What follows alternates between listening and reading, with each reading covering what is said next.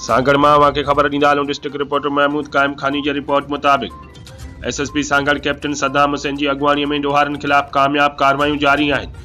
उन सिलसिले में SHO संजोरो अब्दुल मजीद आरइन क़तल केस में घुर्बल जवाबदार गुलाम मुस्तफ़ा शेख खे गिरफ़्तार करे संदसि कब्ज़े मां क़तल में इस्तेमाल थियल TT पिस्टल पिणु हथ करे वरितो आहे, जॾहिं त संदसि ख़िलाफ़ गैर क़ानूनी हथियार रखण जो हिकु अलॻि केस पिणु दाख़िल कयो वियो आहे।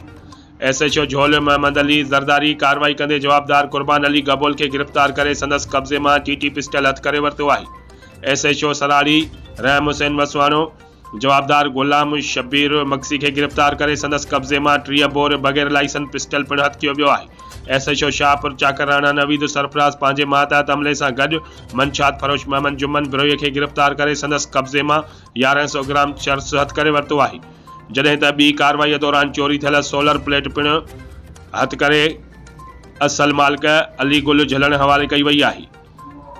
खडड़ो पुलिस मंशात फरोश रुस्तम खासकेली के गिरफ़्तार करे संदसि कब्ज़े मां 20 लीटर देसी शराब हथ करे वरितो आहे।